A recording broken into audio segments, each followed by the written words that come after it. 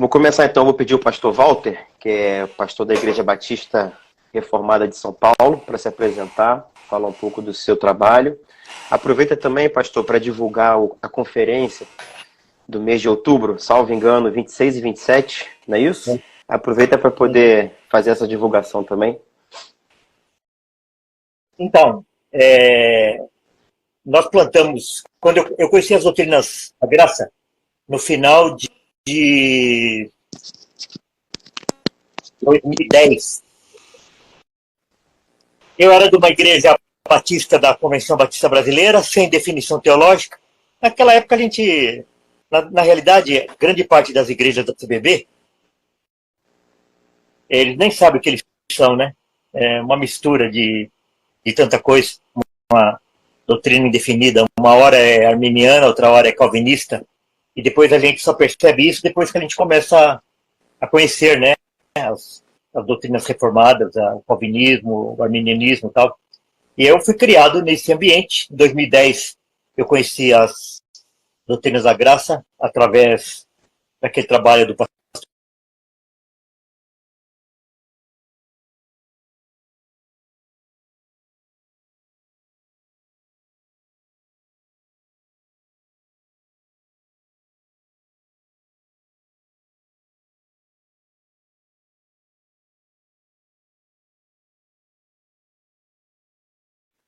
2 anos com esse grupo, estudando as doutrinas da graça, e daí no início de 2013 nós plantamos a igreja. Então, a nossa igreja agora em 2014 fez 11 anos a nossa igreja. E agora no dia 26 e 27, bom, depois eu posso falar, mais para frente eu falo, dia 26 e 27 de outubro, no final de semana que nós comemoramos o mês da Reforma Protestante, nós vamos fazer uma conferência sobre o Sínodo de Dort. Sínodo de Dort. Vai estar conosco o pastor Abraham de Graff, que cadê o livro? Espera, deixa eu pegar aqui. Que é o organizador dessa tradução aqui. Na realidade, eu conheci o pastor Abraham de Graff através desse livro aqui. Eu comprei esse livro. Eu tinha visto algum comentário a respeito dele, que ele tratava a tradução dos cânones de Dort, que estava como heresia. Foi daí que eu conheci, eu fiz contato primeiro com o pastor, o reverendo Everton Tokakishi, e através dele eu conheci o pastor Abraham de Graff, e através do pastor Abraham de Graff conheci o pastor Ademir. E daí nós convidamos eles para vir para São Paulo, e eles virão agora no final do mês que vem. Nós vamos estar fazendo uma conferência, teremos 4 plenárias e uma pregação. 2 no sábado à noite, 2 no domingo pela manhã, com mesa redonda para perguntas e respostas, e uma pregação no domingo à noite. Será uma conferência marcante, se Deus quiser, não somente aquilo que acontecer ao vivo, mas nós vamos gravar as plenárias, todas as palestras, a pregação, e vai ficar disponível no YouTube, né, para todo mundo que quiser se aprofundar um pouquinho a respeito dos cânones de Dort, vão ter acesso a isso. Maravilha. Perfeito, perfeito. Pastor Ademir Ferreira, pastor da Igreja Reformada no Jacintinho, Maceió, Alagoas. O senhor pode também se apresentar, falar um pouco do seu trabalho? Maravilha. Então, boa noite a todos os irmãos que estão acompanhando, graças a paz a todos, não é? Eu tive a experiência, não é, de começar, na verdade, fora do contexto da fé reformada. Então, eu comecei como pentecostal, fui pastor de uma igreja pentecostal, passei por todo o processo, né, tive várias experiências assim nesse sentido, mas em meados de 2009, né, estudando, lendo a Bíblia e tendo muitas inquietações com textos que eu lia e que não conseguia encontrar, né, coerência com a doutrina que até então seguia, isso acabou me levando realmente a querer pesquisar mais. Eu pude participar de seminário, mas no seminário eu acabei tendo acesso, pelo menos, a mais literatura, não é? E no que eu tive acesso à literatura, isso acabou me despertando mais, né? Ainda mais curiosidade. E quando eu fui ordenado a pastor, isso já foi em 2009, na verdade, né? Isso, o que eu falei foi bem antes de 2005, no caso, mas em 2009 fui ordenado a pastor. E um ano depois, realmente, já tinha alguns anos de estudo a respeito desse assunto. E quando eu voltei, já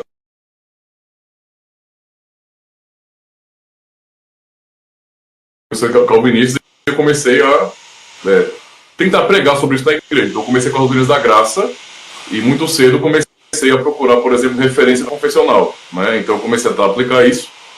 Hoje em dia, a congregação que nós trabalhamos durante muitos anos, na verdade, boa parte do meu ministério pastoral foi lá, no sertão aqui de Alagoas, no caso do das Flores. É uma igreja instituída agora, né? Já tem um outro pastor lá, mas passamos por essa experiência de batalha pela fé. O nome da igreja é Igreja Reformada Defesa da Fé, né? E eu acabei vindo morar aqui em Maceió por ocasião de um projeto proposto pelo pastor Abraham de Graff, realmente, né? Que visava justamente o apoio para os pastores locais e também um desenvolvimento maior para que venhamos fazer parte da Confederação das Igrejas Reformadas. Então, quando há 2 anos eu fui procurar, por exemplo, trabalho, assuntos sobre calvinismo na internet, eu notei o seguinte, né, que havia muitos canais falando sobre calvinismo, porém nada confessional, falando muito sobre calvinismo, tipo, de uma maneira muito pessoal, uma perspectiva muito pessoal, sem levar em consideração a história, as resoluções conciliares. Isso me incomodou profundamente, porque eu olhei assim, caramba, isso não é calvinismo não, cara, isso é uma coisa nova que estão inventando, é um novo tipo de calvinismo que estão inventando aí, e que acaba dando as mãos, né, para o evangelicalismo de forma geral.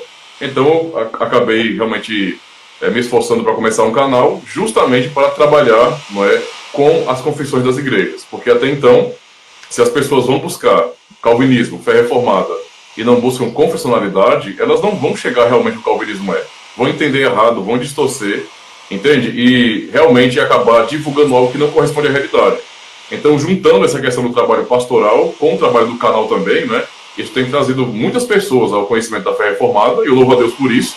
Hoje eu estou aqui em Maceió, no caso, né, já tem 2 anos.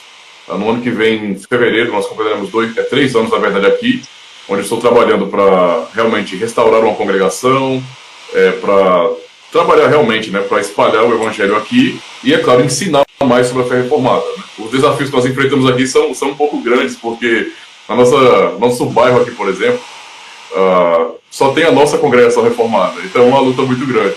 Só a nossa, e é bem diferente das demais igrejas, né? As demais denominações, elas são todas neopentecostais, pentecostais, então nós somos muito diferentões aqui. Então isso traz muitos desafios com relação a explicar a fé reformada. Eu tenho procurado contato, na verdade, para tornar isso claro, né? Para que as pessoas possam entender melhor e terem curiosidade também de aprender mais. Então, de vez em quando promovemos algum tipo de evento aqui, para chamar a atenção das pessoas também, conhecer um pouco mais sobre a história da igreja. Falta muito isso aqui na nossa região. Então, é um trabalho que eu tenho, graças a Deus, né, desenvolvido aqui também na internet, na congregação local, e que de pouquinho estamos vendo os frutos também, né? Eu penso que essa live, a aula daí do pastor Walter Regiane e também do irmão, né, é uma demonstração disso, de que nós estamos alcançando frutos, graças a Deus. Vamos avançar aí, né, para espalhar a fé reformada de verdade. Perfeito, pastor, perfeito. Eu acho que isso não é... Eu acho que isso não é só aí, não. É no Brasil inteiro essa mesma condição. Veja só, São Paulo que tem aqui 11 milhões, quase 12 milhões de habitantes, tem milhares e milhares de igrejas. A coisa mais difícil que tem é a gente encontrar uma igreja, não vou falar nem reformada, mas uma igreja bíblica, a coisa mais difícil que tem. Nós temos pessoas aqui que eles viajam 1 hora e meia de carro para chegar na igreja, no culto. E passam pelo menos, essas pessoas que viajam aí 1 hora de carro, 1 hora e meia de carro, no mínimo, elas passam por 1000 igrejas. No mínimo. E elas vêm. Infelizmente. Pois é, meu irmão. Sim. É a luta nossa aqui. Aqui em Itaguaí, por exemplo, são 2 igrejas reformadas. A nossa, a Presbiteriana de Itaguaí, e uma Batista reformada que está sendo plantada. E diante de uma cidade que tem bastante igreja, nós temos duas que trabalham essa visão reformada. Então, é bem difícil mesmo no Brasil inteiro, né? A igreja do irmão é da IPB? A sua igreja é da IPB? Isso, da Igreja Presbiteriana do Brasil.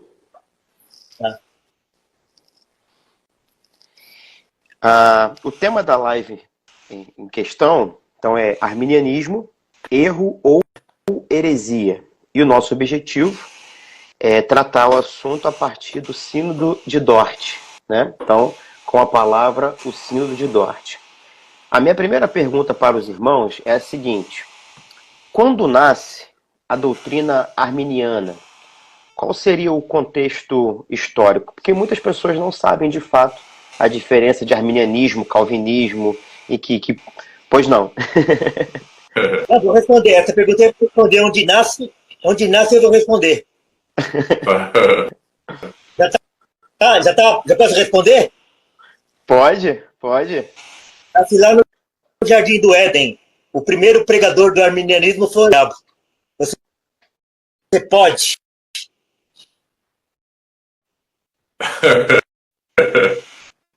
Não, mas isso aí está presente no homem, né? Sim. Spurgeon dizia, todo homem nasce arminiano. Então, isso daí está presente. O homem querer fazer, o homem querer merecer, o homem querer ser independente de Deus, isso aí está na natureza caída do homem. Sim. Né, pastor? Hã? Com certeza. Isso é um problema geral, né, que nós vemos na história da própria humanidade, né? Se nós fôssemos, por exemplo, dividir o conceito de religião, né, do que é a religião verdadeira e a religião que o homem inventou, nós podemos ver justamente isso, desde o Éden mesmo. Você vê que, pensando na queda, por exemplo, o homem cai, o homem se esconde de Deus, Deus vai até o homem para restaurar o homem. Sempre foi assim. A história bíblica é justamente essa, Deus indo até o homem. Não é? O que você vê oposto a isso são as religiões que o homem inventou, que é o homem construindo, não é, realmente uma torre para chegar até Deus. Então, assim você consegue entender, basicamente, esse conceito básico de religião, de salvação, é realmente Deus indo até o homem, sempre. Tudo que vai contrário a isso rompe com esse princípio original, digamos, da religião original lá do Éden. Né? Rompe com isso mesmo. Pensando, por exemplo, em relação a contexto, observando mais arminianismo histórico, né? Arminianismo com o nome meu de arminianismo, é um contexto bem complexo, na verdade. Eu acho que o pastor Walter já percebeu isso, né? É mais fácil entendermos os remonstrantes do que, por exemplo, a própria Holanda. E, na verdade, várias referências, várias falas de autores, né, apontando para certas influências que Armínio, né, acabou tendo na sua vida. Então, por exemplo, tanto o contato com molinistas, né, com jesuítas, basicamente, também com, por exemplo, um outro tipo de escola filosófica mais centrada no humanismo. Então, há tantas influências, né, que é até difícil você falar bem assim, por que Armínio mudou de posição? Porque até então era um ministro reformado. Ele foi examinado como os demais ministros, né? Como todos, passavam por concílios, eram examinados por presbíteros, etc. Ele passou por tudo isso. Inclusive, ele foi muito recomendado por seu maior rival, que foi Francisco Romaras, né? Ou seja, ele foi recomendado lá na universidade. Então, assim, ele recebeu o título de doutor também com recomendação de Romaras. Então, assim, não é fácil você entender bem por que é que ele mudou exatamente de posição. Há vários artigos e também livros que vão falar um pouco mais sobre, por exemplo, essas experiências que Armínio teve, as amizades que ele nutria, o tipo de conteúdo que ele realmente guardava, não é? Então você percebe que ele era fã, entre aspas, de muitos autores, de muitos filósofos ou teólogos católicos romanos, pessoas realmente que tinham uma visão bem diferente da fé reformada, né? Vou falar, pastor. O que me parece é que ele era meio assim que candidato a ministro do Supremo Tribunal Federal, que quando ele passava pela sabatina, por uma entrevista, ele falava aquilo que precisava falar. E quando ele estava informalmente ou dentro da sala de aula, ele era verdadeiro, ele falava aquilo que realmente ele sentia. Então é isso que eu percebo, inclusive nas obras dele. Primeiro que, quando você vai ler as obras dele, ele não é, por exemplo, assim, você pega as institutas, Calvino era objetivo, ele não deixava dúvidas a respeito daquilo que ele cria. Armínio, não. Tudo que ele respondia, parece que ele deixava uma janela aberta para ele poder escapar de um lado ou de outro. Sim. Tudo é assim. Tem algumas coisas ali que você precisa ler 2 ou 3 vezes para você entender o que ele está querendo dizer. Então, a minha impressão é que ele tinha medo, ele era muito perspicaz, então ele, em público, ele dizia mais ou menos aquilo que ele precisava dizer para não se comprometer. Mas, nos bastidores, ali na sala de aula, em 4 paredes, é que ele falava aquilo que realmente ele acreditava. Pelo menos essa é a impressão que eu tenho. Sim, isso é verdade mesmo, porque, observe bem, ele também entendia muito bem como que as igrejas reformadas da Holanda estavam tratando, por exemplo, outros nomes, outros pastores, outros líderes ali, que já tinham críticas, por exemplo, às confissões reformadas. Então havia líderes, por exemplo, nós podemos chamar de pré-arminianos, né? Pessoas que já estavam rejeitando, por exemplo, subscrever a confissão belga, por exemplo, ou o Catecismo de Heidelberg. Já havia divergência com a teologia da salvação clássica reformada. Não é? E ele via, obviamente, né, como essas pessoas eram tratadas de repente, como eram chamadas, por exemplo, a responder em reuniões oficiais, e é óbvio que ele não queria passar por aquilo que ele já viu outros passando também. Né? Tanto é que essas influências de outros que estavam concordando com ele fortaleceram também ele de alguma maneira. Então, publicamente, como o pastor falou, ele não expressava de maneira objetiva. Realmente deixava sempre uma ponta solta, mas não pegar, por exemplo, porque eu sei que hoje estão tentando, assim, estão tentando fazer um tipo de revisionismo com relação a Armínio para inocentá-lo. Porque foi a reivindicação também dos remonstrantes depois. Né, que ele foi apenas um pastor reformado, que nunca ensinou nada contra a confissão belga ou o Catecismo de Heidelberg. Ele foi injustiçado e, portanto, os remonstrantes também foram injustiçados. Só que tudo isso, né, nós observamos que é uma tentativa de hoje inocentar Armínio e negar as consequências do que ele acabou ensinando. Por mais que, publicamente, ele não estivesse respondendo satisfatoriamente aos questionamentos de Romanos, por exemplo, mas, como o pastor falou muito bem aí, para os alunos, não é, ele soltava o seu veneno, essa é a realidade. Eu sei que ele não foi exatamente como os remonstrantes, né? Tem que fazer uma distinção sobre isso. Você percebe que Armínio tem uma pequena distinção com os remonstrantes, certo? Pequena distinção. Por exemplo, com relação a... Eu ainda acho um pouco contraditório, tá? Que é, por exemplo, manter, por exemplo, a ideia do pecado original, depravação total. Isso ainda para mim é uma coisa estranha em Armínio, porque é afirmado e defendido pelos arminianos que ele defendia isso.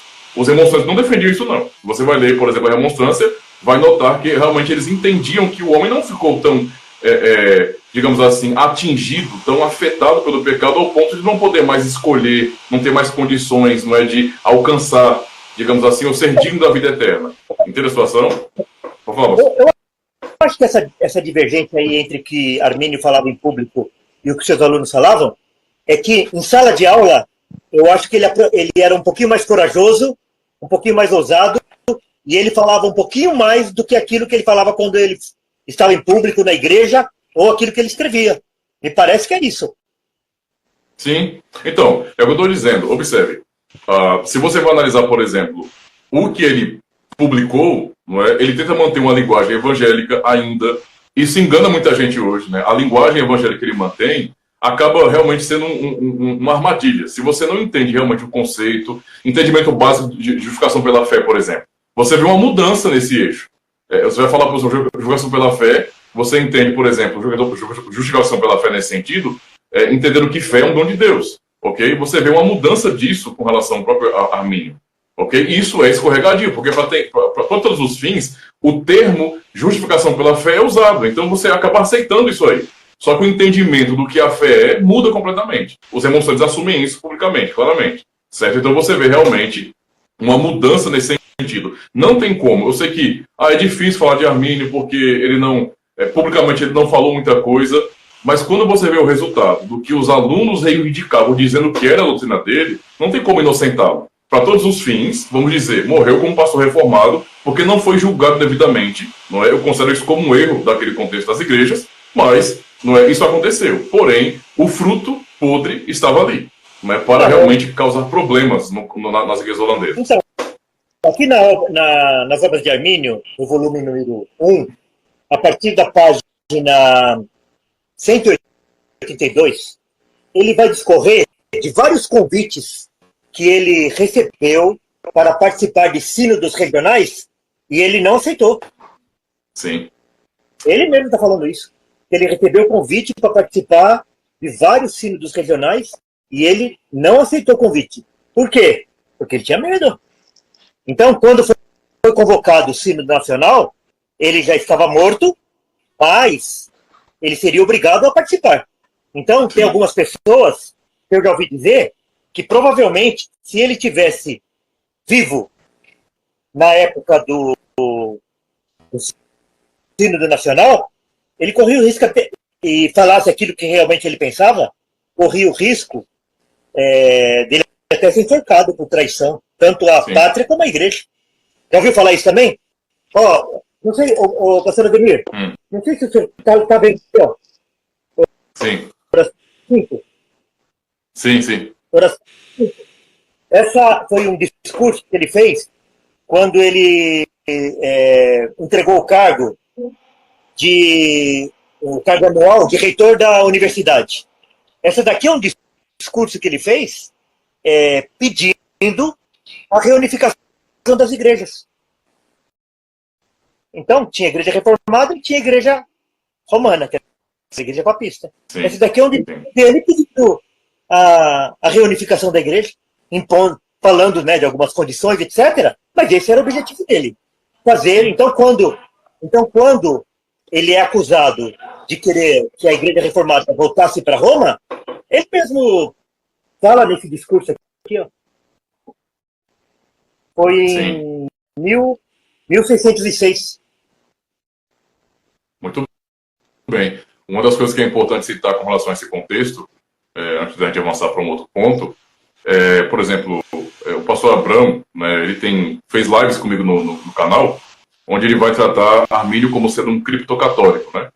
Justamente por conta disso. Porque o pastor Walter Reggiani usa muito a expressão para os pastores modernos que acabam sendo assim passapanistas, né? Como quinta coluna. Armínio agiu dessa forma. Ele era como se fosse um tipo de inimigo lá dentro. Não é que ele começou desse jeito, mas a gente pode perceber, né, no decorrer da história, das suas afirmações, do que pelo menos foi público no caso dele, né? Essas posições, não é? Esse desejo de um retorno à questão da Igreja Católica Romana, a essa unificação. Então fica muito claro. E isso pode ser muito, assim, quando a gente observa um pouco da história, pode ser justamente porque ele não estava também lidando muito bem com certos debates que ele foi convidado para defender a Igreja Reformada. Entende a situação? Então, por exemplo, você tinha já muitos outros, naquele contexto, das igrejas reformadas, até pastores, pessoas com outros cargos na Holanda, por exemplo, que já tinham esse pensamento. Então, manter a fé reformada na Holanda não era uma tarefa fácil, não. Lembremos que lá era dominado pela Espanha. Então, era majoritariamente católico romano, ali, no começo. Então, a fé reformada chegou, não é, realmente, trouxe uma mudança nos Países Baixos, mas não era algo fácil. Não é? Havia realmente muita contraposição, havia muitos católicos romanos ainda, mesmo, né, servindo ao Estado holandês, né, ainda mantendo esses princípios. Então, Armínio era convidado, né, para defender a fé reformada, porque até então ele era um pastor reformado, tinha que defender a fé reformada, mas não saía muito bem dos debates. Isso já demonstra, né, que, embora eu reconheça que ele teve uma boa formação, né, mas ter a aprovação na hora de um concílio, na hora de ser examinado, né, por uma comissão, não significa dizer que a pessoa realmente abraçou aquela fé. E fica muito claro isso, porque ele também começou a manifestar as suas dúvidas, né, com relação à própria Confissão de Fé belga. Quando pensamos em relação ao contexto, né, é bom pensar nisso aí, surgimento de arminianismo. Alguns vão tratar, por exemplo, que Armínio, né, o arminianismo surge no coração dele para ele se tornar um arminiano, justamente por conta da questão do supralapsarianismo. Né? Aquilo que, por exemplo, era comum para Teodoro Beza e também Francisco Romanos. Então, basicamente, alguns vão defender, e eu até entendo essa posição, que o surgimento do arminianismo, né, contextual ali, está totalmente ligado a uma reação de Armínio ao supralapsarianismo, que seria também uma reação dos próprios remonstrantes depois. Então, assim, eu penso que isso seja verdade, mas todas as informações já transmitidas a respeito das suas influências também. Não era só uma reação ao supralapsarianismo, porque até então você tem a opção infralapsariana, que era a opção majoritária das igrejas reformadas. Então, tipo assim, se ele estava reagindo apenas ao supralapsarianismo, a sua reação, não é, saiu das cercas da fé reformada, completamente. Foi uma resposta herética no fim, né, porque não se manteve na ortodoxia. Esse criptocatólico, o que significaria essa expressão? É como se fosse, basicamente, né,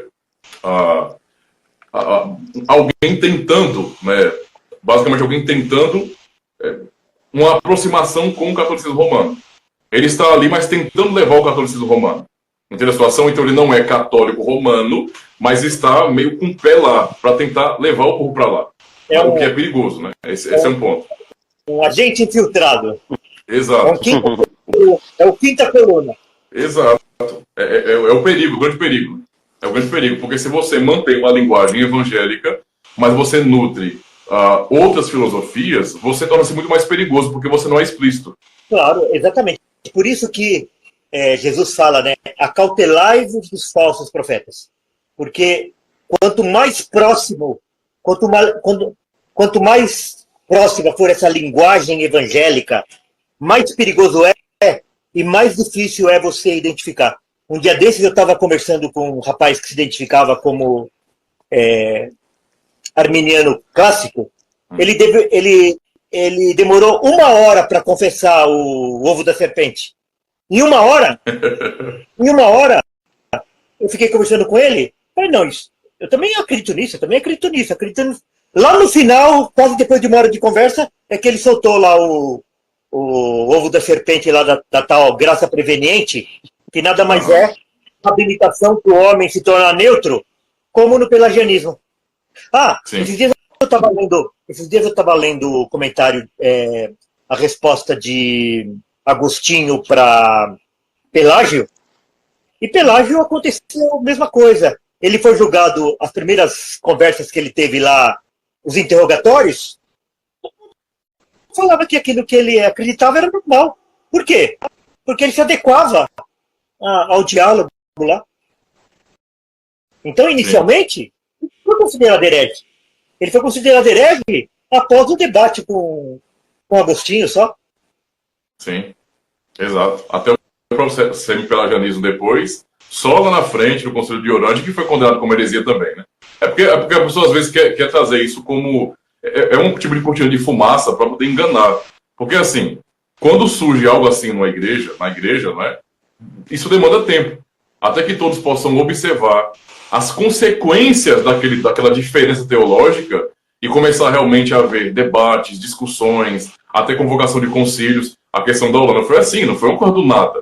Entende? Reclamações. Realmente era difícil.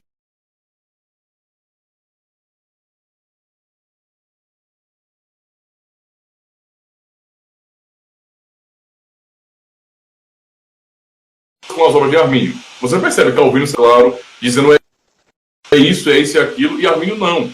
É uma coisa muito assim. O que ele quer dizer com isso? Não é porque parece que ele quer manter uma ortodoxia, mas ao mesmo tempo o que ele fala, por mais que tenha uma linguagem bonita, está levando para um outro caminho. Isso cheira a romanismo. Não é? Então, assim, é estranho. Por isso demorou para poder tratar também. 40 anos depois, né, basicamente. Resolver,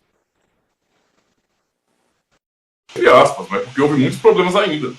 Não pode esquecer, por exemplo, que surgimento de remonstrância também significa divisão de igreja. Outras igrejas surgindo por conta disso. Então, houve um problema que, infelizmente, de lá, não é, até aqui vemos os seus frutos ruins. Está presente hoje. Não, o pelagianismo jamais deixou a igreja, o semi-pelagianismo jamais deixou a igreja, o arminianismo jamais deixou a igreja. Hoje é uma miscelânea aí entre pelagianismo, semi-pelagianismo, arminianismo, e está aí presente, sei lá, 80%, 90% da igreja brasileira hoje. Uma coisa que é importante ressaltar para os irmãos, tá? Eu acho que o pastor Walter também já está bem ligado nisso aí, tem havido uma tentativa de fazer um revisionismo histórico sobre Dort, para apresentar Dort não como sendo um concílio, basicamente, em defesa da fé verdadeira, não é para tratar Dort apenas como um concílio político, não é? Político. É claro que há um pano de fundo político que tem sua importância, com certeza. Havia consequências, até mesmo com as resoluções do sínodo, mas é importante compreender que o ponto central, o ponto principal era a sã doutrina. Eu posso fazer uma comparação até, por exemplo, com o Concílio de Nicéia. Se você for analisar bem, o Concílio de Nicéia também teve um pano de fundo político. E algumas pessoas mal intencionadas, elas acabam dando ênfase ao contexto político. Ora, quem organizou Nicéia, quem bancou Nicéia foi Constantino. Então, é o imperador, é o Estado fazendo. Mas peraí, meu amigo. Quando os católicos quando eles vão atacar a reforma protestante, eles alegam a mesma coisa, que foi uma coisa só política. Exato. Agora, sem o contexto político, em todos os casos, jamais teria sucesso. A reforma protestante, Exato. a reforma protestante não teria ocorrido se não fosse do interesse político também. A reforma Também, com certeza. não teria ocorrido sem o apoio político. Exato. Isso não muda o fato de que o foco central era a doutrina. Por isso que eu comparei com Nicéia. Porque qual é o objetivo? Pensando em Nicéia e comparando com Dort nesse sentido, né? Vamos ser proporcionais aqui. Mas você vê o contexto de Nicéia, onde a cristandade no Ocidente basicamente se tornava ariana. O pessoal estava dividido, certo? O povo dividido gera problemas políticos sociais. Então é claro que o Estado tem que intervir e pedir alguma coisa. Até, ó, se reúnam, vamos resolver esse BO. A mesma coisa com relação à Holanda. O foco central é a doutrina da palavra de Deus. Entende a situação? As igrejas reformadas não queriam, de forma nenhuma, entregar, basicamente, os anos de luta para defender a fé, os trabalhos de exegese, todo o esforço dos cristãos reformados, não é, a uma mentalidade relativista para aceitar que as duas coisas funcionassem juntas ali.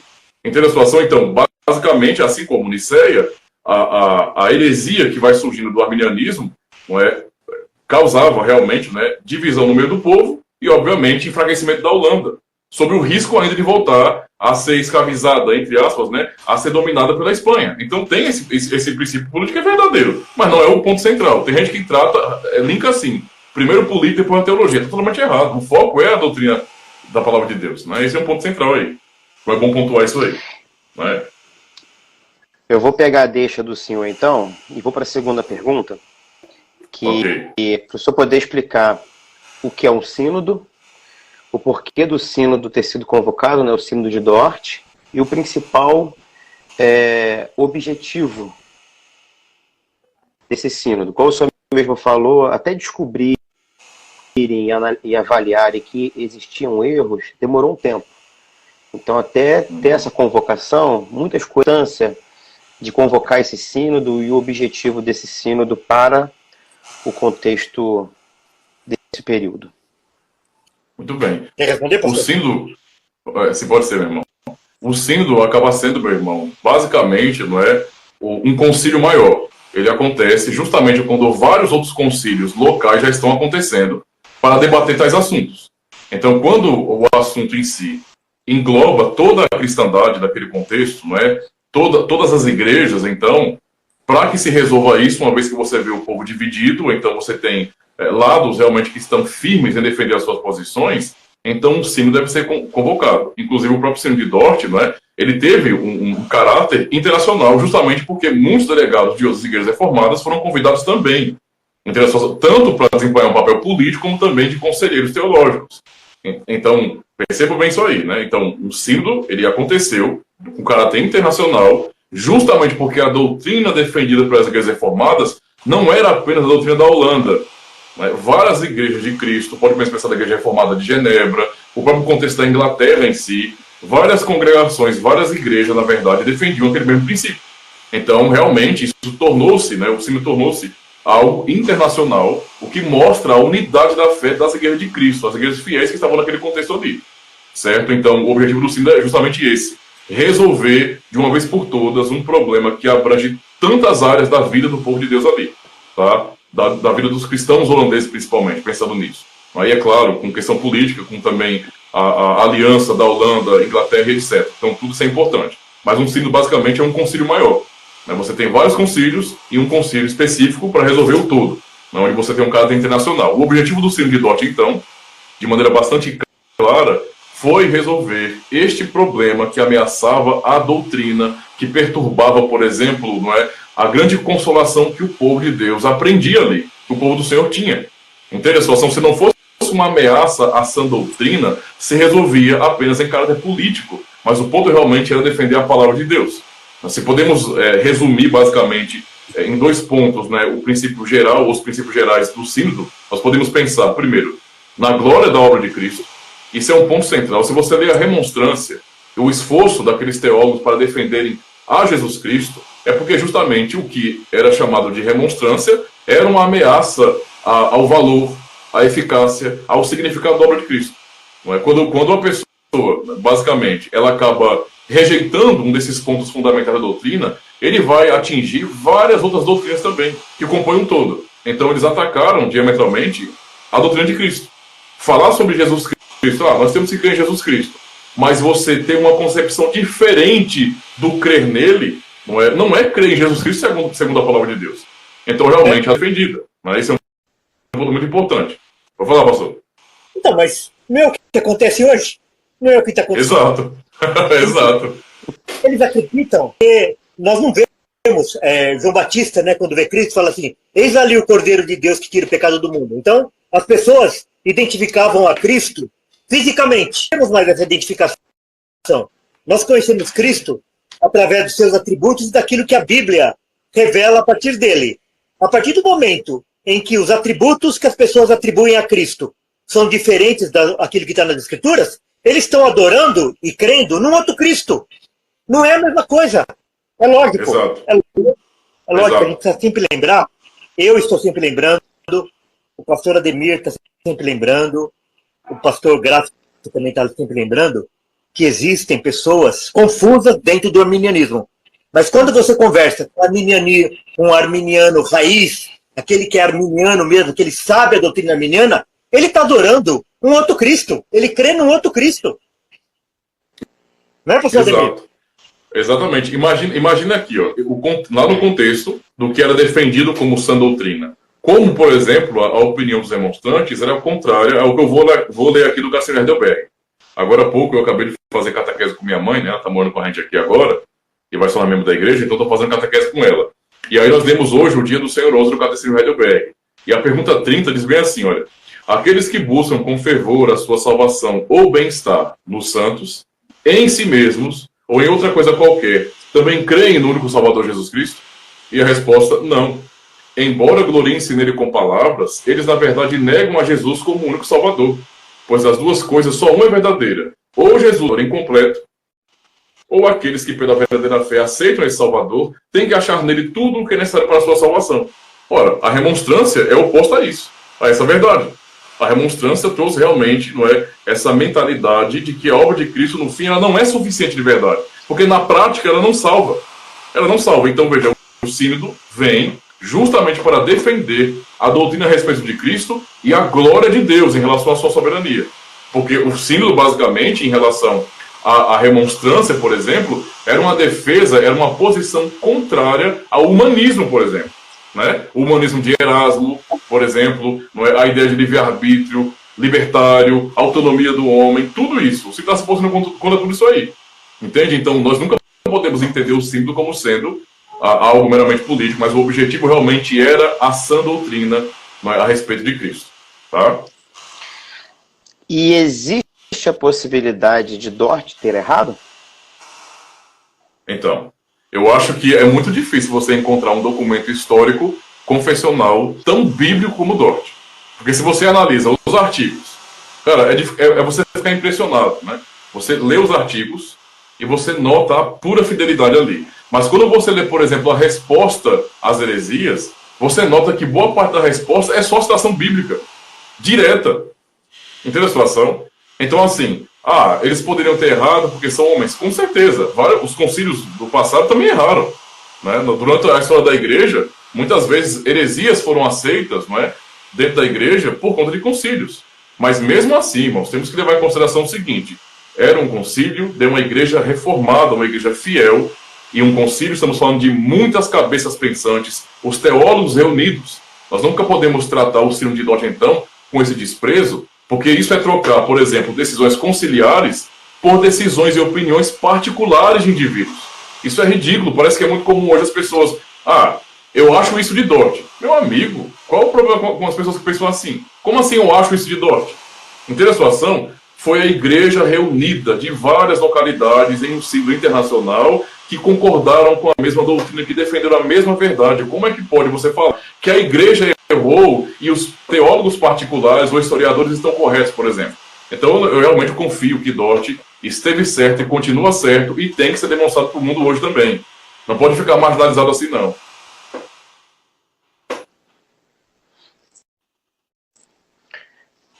Pastor Walter? Não, é logicamente que e se você tiver um entendimento católico romano das escrituras, você vai dizer que Dort errou. Agora, um protestante jamais vai dizer isso, né? Que o sínodo de Dort, se você for ler os cânones de Dort, eles vão rejeitar as propostas remonstrantes, a remonstrância, com textos bíblicos. E eles vão afirmar os pontos, que depois foi conhecido como 5 pontos do calvinismo, baseado em textos bíblicos, né? Baseado naquilo que a confissão belga, o catecismo de Heidelberg e as outras confissões já tinham uma visão bíblica a respeito dessas coisas. Então, agora é o seguinte, esse termo, você querer diferenciar o que significa erro e heresia, é uma conversa que é necessária hoje, porque tem gente querendo abrandar o que significa erro. Porque o que Jesus fala? Errais, não conhecendo as Escrituras, nem o poder de Deus. Não é isso que Jesus fala? Errais, não conhecer as Escrituras e nem o poder de Deus. Eu nunca vi um caminho errado levar o destino certo.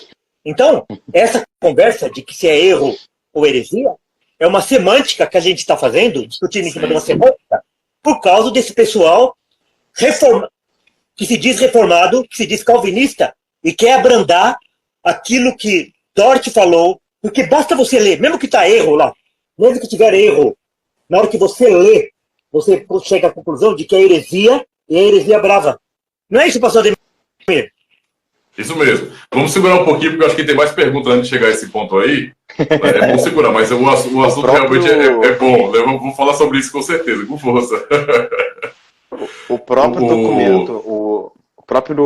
documento produzido pela cultura cristã está escrito lá. Aqui, erro significa heresia. Exato. Então ele já está direcionando o documento produzido pela cultura cristã. Já está direcionando isso. Uma das perguntas é realmente essa. A diferença, né, entre erro... Oi. O senhor tem a versão física aí? Tenho. Cultura cristã? Oi? O senhor tem o livro físico da cultura cristã? Tenho. O físico? Quem? Tenho. Quem está lá no corpo editorial aí da sua versão? Deixa eu pegar aqui para ver.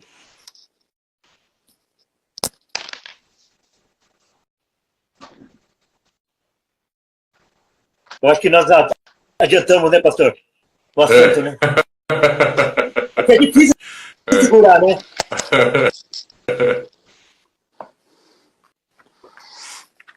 Eu tenho a versão digital dele. Conselho editorial: Antônio Coine, Augusto Nicodemos, Cláudio Marra, Heber Campos Júnior, Misael Batista, Tarcísio José de Freitas e Ulisses Horta Simões. Então, o que eles falam lá no final da situação histórica? Eu até destaquei aqui, depois de cada capítulo, há uma seção chamada Rejeição de Erros, que apresenta a reprodução do erro e sua refutação. Erro significa aqui heresia. Segura um pouquinho, irmãos, volta já, viu? Tá ok. Bom, pastor, repete esse parágrafo aí que o irmão acabou de ler e depois leia o corpo editorial de novo, para ver os homens que afirmaram isso daqui. Por favor. Então, depois de cada capítulo, há uma seção chamada Rejeição de Erros, que apresenta a reprodução de erro e sua refutação. Erro significa aqui heresia. Heresia. Então agora fala o nome do corpo editorial de novo. Então, Conselho Editorial: Antônio Coine, Augusto Nicodemos Gomes Lopes, Cláudio Marra, Heber Carlos de Campos Júnior, Batista do Nascimento, Tarcísio José Carvalho, Ulisses Horta Simões. Produzido pela editora Cultura Cristã. eu pensaria até perguntar para cada um deles se eles voltaram atrás sobre isso daqui que eles escreveram aqui, né? Tá muito confuso hoje em dia, né? Olha, pastor, eu tô ouvindo algumas coisas que não tô falando que é todos, não. Desses mais conhecidos aí no meio reformado. Eu ouço algumas coisas do que eles falaram há 10 anos atrás e o que eles estão falando hoje, dá até vergonha. Como eles abrandaram o discurso. Como o discurso era muito mais firme, muito mais objetivo 10 anos atrás, e agora é um discurso dúbio, abrandado. Sim. Infelizmente, a gente tem caminhado muito com essa dificuldade de a gente tomar posição, né? É aquilo que o senhor às vezes chama de passapanista, né? Ou tentando dar um outro nome para a heresia, para ser uma coisa mais branda e não tomar uma posição. Então, isso tem sido muito complicado em vários segmentos mesmo.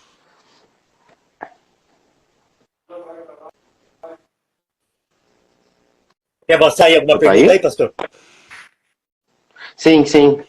A gente estava discutindo sobre a diferença entre erro e heresia, né? O senhor já deu mais ou menos uma explicação e a definição, até que eu li aqui no documento, e que é nosso entendimento, é que foi feita essa pergunta: o arminianismo é um erro ou uma heresia? Né? E qual é a importância da gente discutir isso hoje? Para a gente poder entender, porque muitas pessoas dizem que doutrina não. Para que discutir doutrina? O pessoal leva muito para esse lado também, como se doutrina fosse algo muito prejudicial para a saúde, vamos dizer assim. Aí eles falam assim: ao invés de discutir doutrina, vamos evangelizar, vamos pregar, vamos fazer isso, vamos fazer aquilo, mas a doutrina é o que vai ser o fundamento, né, para a igreja cristã, a doutrina bíblica que vai trazer firmeza, enfim. Tô voltando aqui, irmãos. O pastor Abrão acabou de vir aqui em casa para me deixar esse livro aqui, ó. Para eu ler um pouco mais sobre Armínio. Do Carl O. Banks. O que é uma biografia? É uma biografia? Aí eu vou dar uma lidinha, alguns detalhes sobre ele também, né? É interessante. Para complementar um pouquinho mais também dos assuntos. Mas é só pontuar algo que eu não podia esquecer sobre a questão, por exemplo, se o sínodo errou. Só um pontinho só. O pessoal que tem dúvidas sobre isso, tá? Pense nisso aqui. Compare os cânones de Dort com as demais confissões reformadas. É só você fazer a comparação. Você está vendo a mesma doutrina sendo defendida ali. Você pode ir lá em Genebra com Calvino, vai lá, Confissão de Fé Francesa. Entende a situação? O que é ensinado nos cânones de Dort está totalmente de acordo com o que está na Confissão de Fé Francesa. Vai procurar a segunda Confissão Helvética, do mesmo jeito. O Catecismo Heidelberg, do mesmo jeito. Os padrões de Westminster, do mesmo jeito. Então, assim, é muito testemunho das igrejas de Cristo para você ficar duvidando que o sínodo errou, né? Não faz sentido isso aí. E também é o seguinte, na hora que você pega os pontos da remonstrância, eles estão lá no Concílio de Trento. Exato.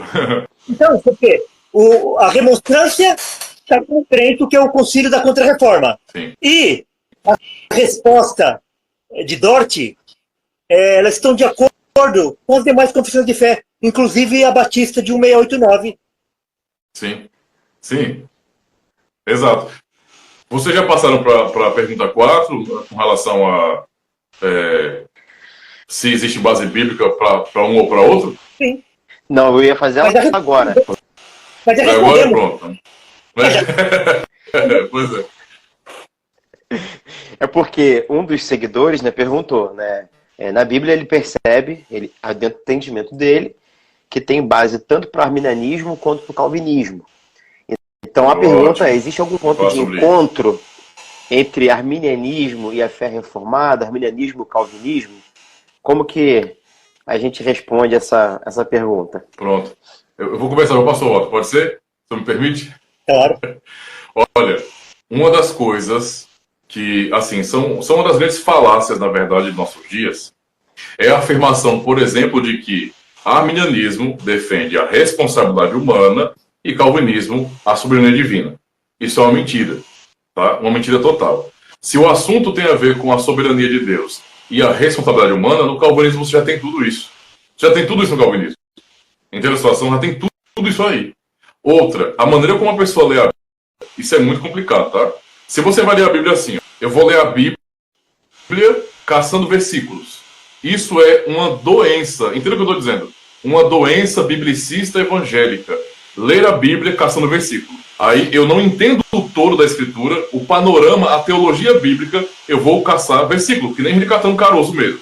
Então eu vou ler um texto que aparentemente me fala sobre a soberania de Deus. Veja, Deus criou, Deus é soberano, é a vontade dele, ele tem o coração do homem na mão dele. Aí eu leio um outro texto, em outro capítulo, em outro livro, onde eu estou vendo Deus chamando a pessoa ao arrependimento, à responsabilidade. E a pessoa fica com essa mentalidade aqui, tá vendo aí, ó? Tem base para os dois. Não, tá totalmente errado. Eu acho que um dos grandes erros com relação ao que levou Armínio, né, a chegar nesses pontos aí, e os demonstrantes, e os crentes de hoje, né, que às vezes ficam passando pano para esse tipo de coisa, ou então os próprios que assumem o arminianismo mesmo, é um problema de teontologia. Essas pessoas, elas não se preocupam em entender, por exemplo, sobre o ser de Deus, sobre os atributos de Deus, e não conseguem perceber que as afirmações delas com relação à autonomia humana é absolutamente contraditória com os atributos de Deus. Então, não é nenhum problema. Entendeu a situação? É até chato, cara. Você vai assistir um debate, às vezes, é um pastor citando um versículo, depois o outro, depois o outro. Cara, isso não vai resolver a questão, não. Entendeu a situação? Existe um todo da escritura que você tem que compreender. Primeiro, vai analisar, por exemplo, como é que Deus se revela na palavra. Como é que ele fala a respeito dos seus próprios atributos. Pronto, baseado nisso é que você vai ler o resto. Porque senão você vai colocar você assim, olha, a soberania de Deus e você subordinação. A soberania de Deus. Aí você acha que porque existe um texto que está falando sobre a responsabilidade do ser humano, que isso está sendo equiparado a Deus em relação à sua soberania. Isso é ruim. Não entendeu nada ainda. Não, ó, vai analisar, por exemplo, vai debater com o pessoal que é de seita. É do mesmo jeito, os caras só procuram um versículo. É a mesma coisa. Eles não têm uma teologia bíblica formada. Não tem. Desconsidera toda a história da igreja, basicamente, é complicado, viu? Ler desse jeito aí. Não faz sentido, né? Então não tem base para um e para outro, não. Ou é um ou é outro. O pastor Ademir estava falando do pessoal utilizar versículo isolado, né? Então é isso aí. Uhum. Terça-feira passada, uma semana atrás, eu participei de um debate lá no Vejam Só, que vai ao ar segunda-feira agora, sobre Romanos 9. A pessoa lá que estava defendendo lá uma outra linha lá, de não eleição individual, ele só utilizava versículos isolados.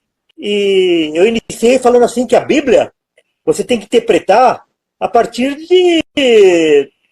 daquilo que a Bíblia fala a respeito de Deus, da soberania de Deus, dos planos de Deus, dos atributos de Deus. É a partir daí que você vai interpretar a Bíblia. Senão você vai ficar maluco, porque cada versículo pode te levar para lado diferente. E lembrando que os mormons se baseiam na Bíblia, a Testemunha de Jeová se baseia na Bíblia. Ninguém diz que não se baseia na Bíblia. Agora, o que eles fazem? Eles isolam o versículo, e eu percebi o seguinte: qual o pressuposto de Armínio, dos remonstrantes, de Pelágio e de todo mundo que você conversa agora? Ele fala assim: Deus não pode. Deus não pode eleger. Deus não pode rejeitar. Deus não pode fazer isso. Então daí, a partir desse pressuposto de que Deus não pode, eles vão buscar textos para confirmar que o Deus que eles acreditam não é aquele que nós dizemos que ele pode fazer o que ele quiser. Olha, justamente. Não somente o arminianismo é o contrário do que é o calvinismo, como são dois caminhos irreconciliáveis. Um vai para o norte e outro vai para o sul. Por isso, eu falei até no debate seguinte, que tem alguns arminianos que eles falam que calvinismo é heresia. Então, eu discordo deles. Mas eu respeito. O que eu não respeito são esses arminianos que também passam pano para calvinista. Eles acreditam do jeito que eles acreditam e acham que calvinista tá tudo bem, é irmão. Agora, não dá. Então você vai pegar aí uma meia dúzia de arminiano, que eles vão ser arminianos raiz mesmo, fala, não, calvinismo é heresia. Assim como nós falamos assim, arminianismo é heresia, porque nós estamos em campos opostos. Não há calviniano ou arminianista, não tem esse negócio. Pois é, pastor. Sim. É complicado, né? Vamos prosseguir, viu, pastor? Luciano. Pode? Certo. É que às vezes trava um pouquinho para mim, eu fico meio perdido. Mas podemos então afirmar de forma bem direta: o arminianismo é uma heresia, que foi o que decretou, que foi a conclusão que o Sínodo de Dort chegou. Não é um erro simplesmente. É uma heresia. Então, dentro, não é isso? dentro daquilo que as pessoas estão querendo dizer que erro não significa heresia é uma coisa e erro é outra, erro é uma coisa mais branda, então é heresia. Agora, de fato, não faz a menor diferença. Se a gente for honesto, tanto faz dizer que é um erro como é heresia. Agora, são quantos erros que são apontados lá? Não é uma questão assim de que eles apontaram um monte de coisa que estão corretas e daí uma ou outra é um erro. Não. É tudo erro. Significa o quê? Heresia. Inclusive Augusto Nicodemos, que é um dos editores lá daquela... do documento. É. Interessante. A edição... Não? Hã? Muito interessante, não? Boa! A gente... Ô, pastor Ademir, a gente não pode deixar passar isso, viu? De jeito nenhum. Sabe o que é engraçado em relação a isso aí? É que, por exemplo, né, inclusive em uma das conferências da Fiel, onde um outro pastor foi comentar sobre isso, por um tratamento brando, né, porque é um erro e não podemos ser tão radicais em tratar como heresia, porque erro é erro. Ele foi explicar uma definição de erro, né, dizendo que uma heresia seria algo, basicamente, um erro que é incorrigível. A pessoa ela comete o erro não porque ela está errando simplesmente na consciência dela, mas porque ela realmente tem convicção daquilo. Então ela legitima o que seria um erro. Isso seria uma heresia. Ora, não é justamente isso que acontece com o arminianismo, porque a coisa aí é do século XVI para cá, do final do século XVI para cá, e até hoje está sendo mantido, né? Então, veja, se for só usar essa lógica da heresia ser um erro que é assumido, não pensando tanto em Dort, mas pensando em como nós tratamos hoje, o fato de hoje existirem pessoas arminianas de verdade, conscientes, é uma demonstração também que é uma heresia, porque é um erro que continua sendo defendido, não é? Assumido, conscientemente assumido. Tá? Isso pensando nesse tipo de argumento. Mas é óbvio que se vamos olhar, por exemplo, para como o Sínodo resolveu a questão, é simples, né? Você vai ler a própria remonstrância e as respostas que são dadas ali, como o pastor Walter falou até anteriormente, mesmo que você não altere o nome erro, ainda assim você vai ler claramente que havia reputação de heresias ali. Inclusive, alguns estão cometendo a falácia de dizer que o Sínodo condenou o pelagianismo e não o arminianismo. Não, o Sínodo chamou o arminianismo de pelagianismo. Foi o que aconteceu. Então, foi tratado como heresia mesmo. Ademir, não dá impressão de que esse pessoal que está falando isso, eles nunca leram os cânones e leram a... Dá a impressão, sim. Tá? Inclusive, nesse vídeo aí da Fiel aí, um pastor lá falou que como que você vai considerar heresia, que daí você vai estar condenando autor de hino ao inferno? Então, quer dizer, basta fazer um hino que você está salvo. Vamos fazer um hino aí, vamos fazer um hino nós três aí, daí a gente... Vamos fazer um hino aí nós três que a gente garante a salvação. Eu faço algumas estrofes, o pastor Luciano outro, e o pastor Ademir toca. Rapaz, não sei se você estava assim, não, porque eu não sei tocar nada. Então deixa que eu toco o violão e vocês colocam a letra, né? Pronto. A letra Mas é complicado, né? Inclusive é complicado falar sobre isso, né? Você fazer essa relação de... Se nós estamos falando que a remonstrância, para o arminianismo em si, é uma heresia, porque essa é a decisão conciliar, não tem como negar isso aí, tá? Negar isso aí é ser desonesto, é você fazer revisionismo histórico. Mas, quem acha que isso é um exagero, está usando de falácia para dizer bem assim, olha, uma vez que vocês consideram que arminianismo não é heresia, como o Dort tratou, então vocês estão mandando essas pessoas para o inferno. Peraí, meu amigo, peraí. Ninguém está julgando indivíduos aqui, não. Né? Eu já cansei de fazer vídeos no meu canal, por exemplo, falando sobre isso. Inclusive, eu fiz um dos últimos vídeos que eu falei sobre esse assunto, foi justamente como tratar, nesse sentido, arminianos, porque é uma pergunta recorrente. Para quem está aprendendo sobre a fé reformada raiz mesmo, vai ficar perguntando, e aí, como é que nós somos arminianos? Eu já tenho que chegar com o pé no meio dos peitos, né, chamando de herege, etc. Como é que funciona isso aí? E eu vou explicar. Arminiano pode ser salvo? Tem várias perguntas nesse sentido. E eu sempre vou repetir para as pessoas, olha, presta atenção. Eu estou condenando arminianismo, ok?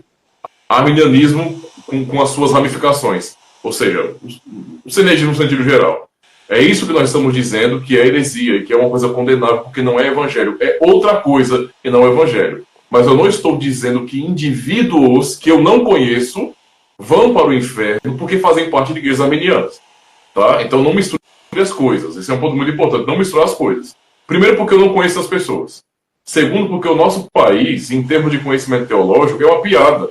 Aqui existe uma verdadeira Babel teológica. Todo mundo é teólogo. As pessoas... É uma confusão no Brasil tão grande, que é mais ou menos assim, olha. Você tem uma denominação, aí aquela denominação tem uma doutrina mais ou menos oficial, porque ninguém sabe também. Tem uma doutrina, o pastor que está ali, não é, numa denominação local, ele já não fecha completamente com aquela doutrina, porque ele tem uma certa liberdade para crer de uma maneira muito particular, e os membros também, cada um crê de um jeito. Não é uma coisa explícita, explicada, clara. Então há muitas pessoas que não têm nem consciência do que é arminianismo.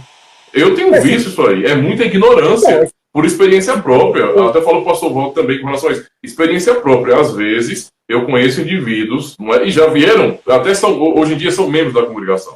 Então a pessoa vai, calvinismo é uma coisa do diabo. Certo, irmão. Rapaz, então o que é calvinismo? Isso e aquilo. Peraí, meu filho, não é isso não, desculpa, você aprendeu errado. Você está atacando, não é, uma caricatura que inventaram e muito feia. Deixa eu explicar o que é. Eu explico. É isso então, é. Não tem situação. Então, assim, existe muita ignorância. Muita ignorância. Por isso que eu não vou jamais ficar dizendo, fulano é condenado.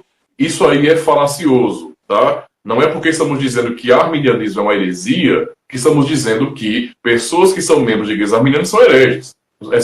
São condenadas nesse sentido. Quem somos nós para dizer uma coisa dessa? Nós podemos, entre aspas, julgar o que a pessoa está confessando publicamente.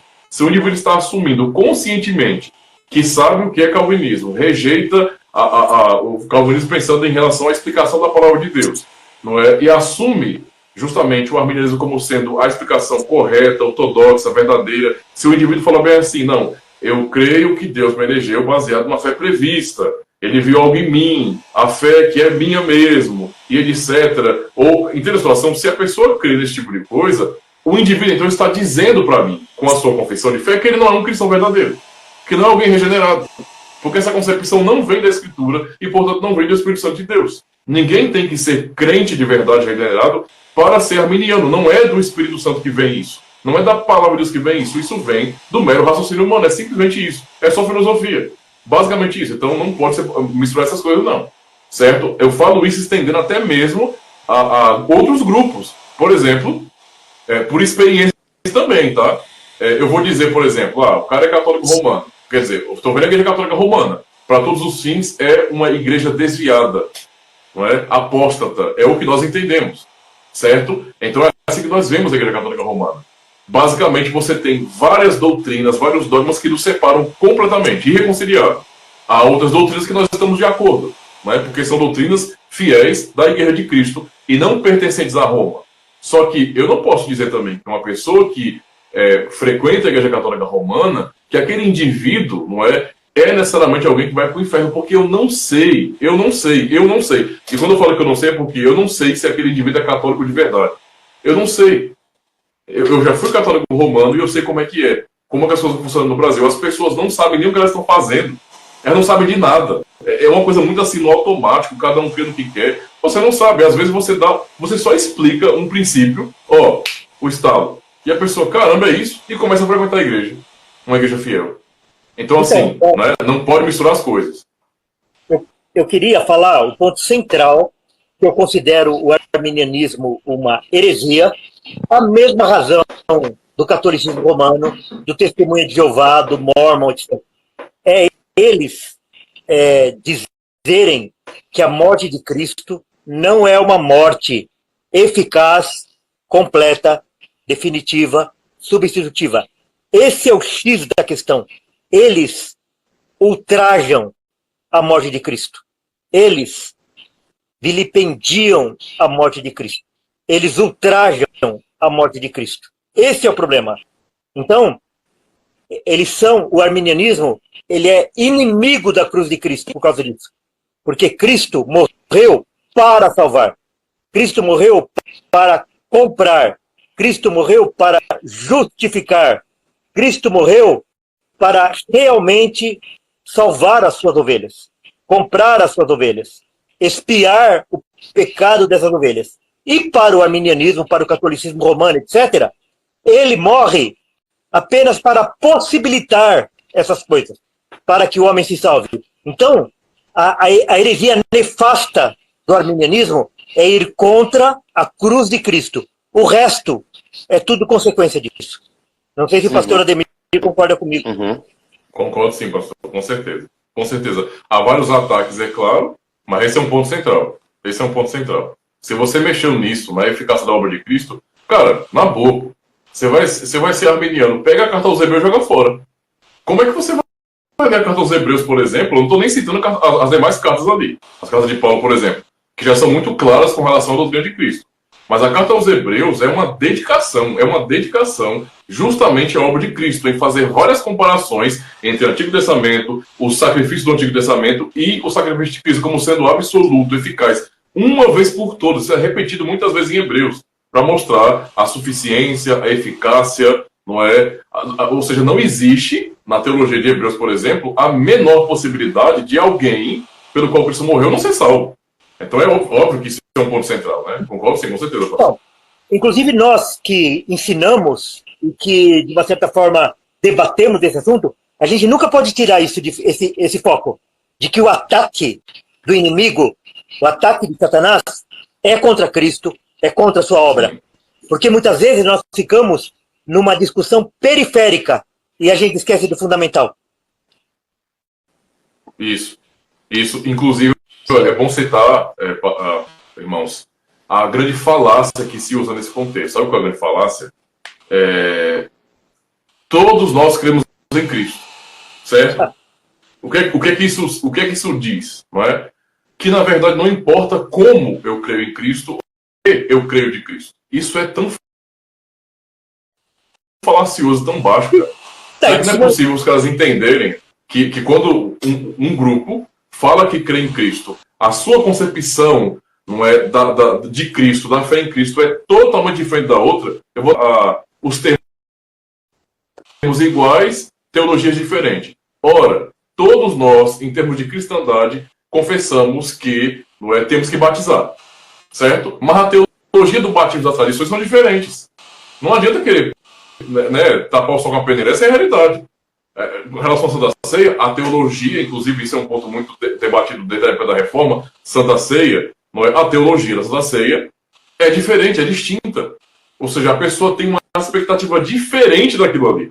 Totalmente diferente ao ponto de ser uma heresia, por exemplo. Transubstanciação.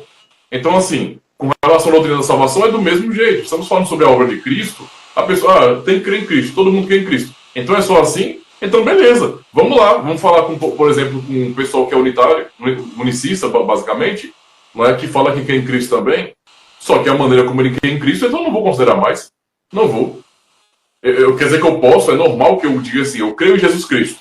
Aquele que morreu para me salvar, não para me dar a possibilidade. portanto sua obra é perfeita, segura, eu estou seguro em Jesus Cristo, tá? Estou seguro em Jesus Cristo. Ninguém pode me tirar da salvação que ele conquistou para mim. E o outro, não é, o que ele confessa como fé é igual, vale a mesma coisa, eu dizendo, eu creio em Cristo, não é, porém eu sei muito bem que se eu não fizer a minha parte, eu vou perder a salvação que ele me deu, não é, porque ele me deu uma possibilidade, eu fiz a minha parte, e a mesma coisa não é. Um Cristo salva e outro não. Então é um outro evangelho, é um outro Cristo. Então não tem como isso aí, não dá. Isso aí é falacioso. Eu quero fazer uma observação muito importante. Existem milhões de evangélicos crendo num falso Cristo, crendo numa falsa obra de Cristo, e eles estão confortáveis porque há muitos reformados dizendo que eles podem ficar tranquilos, que eles são irmãos, que eles apenas cometem um erro, e esse erro não é grave. Então, eu mesmo, esses dias eu fui conversar com uma pessoa, e ele está numa igreja assim, que não é nem igreja, é neopentecostal, neo mesmo, né? E na hora que eu fui falar com ele, ele falou, não, o fulanão lá, o famosão lá, ele vai sempre na minha igreja, ele fala que o meu pastor é um homem de Deus, etc. Ele está confortável, porque o famosão lá vai pregar na igreja dele. E ele é um herege, ele não é salvo, ele não entendeu nada a respeito da obra de Cristo, do Evangelho. E ele está firmado, porque o pastor famosão vai pregar na igreja dele. Complicado, viu, meu irmão? Complicado. Como é que pode, né? A pessoa que conhece a verdade estender a mão para alguém que prega um outro evangelho, algo que deveria ser anátema, e tratar como se fosse a mesma coisa, não há problema nenhum aqui. Tá tudo tranquilo, tudo de boa. Entendeu? O que importa é que nós estamos servindo a Jesus. Basicamente é isso. Não é? Esse tipo de coisa realmente é uma atitude covarde, né? É mais ou menos que nos une é maior do que aquilo que nos divide. Geralmente é assim. Então, pois é. Falácia por isso aí. É mais ou menos isso, ó. Nós estamos indo na pista central em direção a determinado lugar. E eles estão indo ou no acostamento ou na via marginal. Mas vai pegar todo mundo no mesmo lugar. É como se fosse isso. Agora, quando a gente vai analisar, eles não estão no acostamento e nem na via marginal. Eles estão em sentido contrário. E esse pessoal, que é professor, é teólogo, é doutor em divindade, então, eles estão falando isso para esse pessoal. Pessoal, eles estão acreditando em heresias, eles estão acreditando em falácias, eles estão acreditando em doutrinas de Satanás, e esse pessoal está falando, não, você não tem câncer não, é só uma gripinha, toma esse Sonrisal aqui que você vai ficar bem. O cara está com câncer terminal no estômago, e o pessoal está dando Sonrisal para eles tomarem. Pois é, terrível. Então, ó, deixa eu formular uma pergunta aqui também, que é um pouco mais prática. Nós já chegamos à conclusão que, com base no ensino de Dort, que é a nossa ênfase hoje, o arminianismo é uma heresia. Como o pastor Ademir falou também, existe uma diferença entre aquele arminiano convicto e o confuso, né, que às vezes ele tem uma diferença aí, que ele que escolhe mesmo, entende o arminianismo como uma defesa da fé, é uma coisa, e tem aqueles que precisam ser trabalhados. Então, qual seria o entendimento? Nós entendemos também que casamento para a gente não é um sacramento. Mas qual seria o entendimento dos irmãos em relação ao casamento de um calvinista convicto com um arminiano convicto? Como que deveríamos aconselhar os dois são convictos. Eu vou dar uma de pentecostal agora, tá? Tá amarrado! Não, mas é jogo desigual. É jogo desigual. Daria para casar um reformado com um católico romano? Como que seria? É a mesma coisa, não tem dúvida. Exato. Para mim daria no mesmo, né? Eu vou falar por mim e a minha situação. Eu tenho 2 filhas, tá? Permitir, né, como se fosse uma coisa normal, né, no sentido de meio que deixar solto para entregar minhas filhas para arminianos, daria no mesmo para mim de entregar para a católica romana. É a mesma coisa. É a mesma coisa para mim. Não faz diferença nenhuma. Só muda a capa evangélica. Não é? A capa é evangélica. Evangélica no sentido cultural evangélico. Só isso. Mas a essência acaba sendo a mesma. É o homem no centro. Tá? Porque não aceita a soberania de Deus. Pronto. Então não dá. Não dá. É um jogo desigual, como foi dito pelo pastor aí. Porque no fim são duas religiões diferentes. Entre a situação, o que tem igual nessa bagunça evangelical é só a capa mesmo, o rótulo, a essência, o conteúdo sabe? É diferente. Tá? É diferente. Então, não dá, não faz sentido isso. É jogo desigual puro. Como é que fica um lar desse? Né? A pessoa vai, aí a pessoa é um cristão reformado convicto, casa com uma moça que é arminiana, né? Às vezes até penteca, mas arminiana, convicto ou vice-versa. Né? Como é que fica o convívio nesse lar? Eles serão obrigados a relativizar o que eles chamam de fé, para manter a política da boa vizinhança no casamento. Entende? Então, mais ou menos assim, você respeita a minha fé, eu respeito a sua, e vocês criam um ponto de contato. Tá errado, cara. Você vai acabar renunciando à sua fé de verdade. Não faz sentido. Tá? Então, a pessoa tem que se esforçar realmente para os filhos aprenderem a doutrina da verdade, né? E realmente procurar conduzir, ensinar, guiar, para que chegue ao ponto dessas pessoas casarem com pessoas de Deus de verdade. Pessoas que conhecem doutrina verdadeira, que creem de verdade. Para que a família depois, que vai surgir a partir disso aí, não seja resguardada uma fé reformada e a piedade continue, não é? Confessando essa doutrina assim, não, não liga bagunça, isso não existe não, cara. Para mim isso é fora de cogitação. Jamais, nem faria casamento de ninguém assim. Porque a diferença é só estética. Pastor Walter? A diferença é só estética. Eu queria perguntar ao pastor, o reverendo John Calvin aí, ele está dizendo que essa live está cheia de terrorista. Eu queria perguntar para ele se os terroristas estão na tela ou os terroristas são aqueles que estão assistindo. Eu não entendi se ele chamou a gente de terrorista ou se ele chamou os ouvintes aí, os que estão acompanhando. Quem que são os terroristas aí? Deixa eu fazer uma outra pergunta prática aqui. Certo. Seria apostasia o que vem acontecendo com tantos reverendos reformados? O que eles estão, igual o senhor tem falado, não tem firmado a sua posição? Seria o que? Uma apostasia? Ou simplesmente um interesse financeiro aí? Posso responder? À vontade. Eu tenho algumas experiências nisso, porque eu lido direto com eles, né? Assim, o primeiro é o ignorante. Ele não conhece de fato os cânones de Dort e ele não conhece de fato o arminianismo. Por quê? Porque ele não convive com chão de fábrica. Ele só convive com aluno arminiano, ele só convive com pastores arminianos, e esse pessoal, eles sabem dar a resposta que eles querem ouvir. Então, eles não conhecem, primeiro. O segundo tipo, eu vou dizer que é o covarde. Ele tem medo de enfrentar. Tem um tipo também que ele pensa assim, poxa, mas se eu for falar que arminianismo é heresia, e como vai ficar minha vozinha, que era arminiana? Como que vai ficar aquele meu pastor que me batizou, que era arminiano? Como é que vai ficar meu pai, meu tiozinho, meus amigos? Esse é outro detalhe. O detalhe, ou tem outro, ele quer ficar bem com os amigos.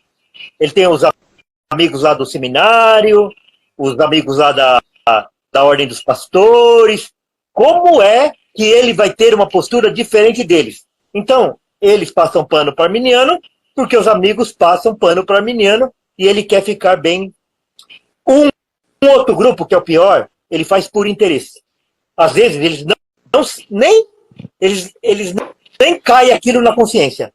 Mas os seminários, mesmo os reformados, eles estão recheados de alunos arminianos. E se o seminário bater de frente, eles vão perder esses alunos, eles vão parar de vender livro para esse pessoal, eles não vão pregar em conferência arminiana, eles não vão pregar em igreja arminiana. Os arminianos são mais de 80% dos evangélicos no Brasil. Então, é uma mistura dessas coisas aí, no meu modo de testemunhar. Uhum. Pastor Ademir? Interessante, pastor Walter, muito bom. Assim, a minha preocupação e a maneira como eu vejo isso é o seguinte: se eu concordar com essa atitude ecumênica desses líderes, né, que nós temos no Brasil, que quem tem nome, né, eles têm muito nome aqui, são muito reconhecidos, então eu estarei me dobrando ao entendimento de que Dort errou, tá? Dort errou.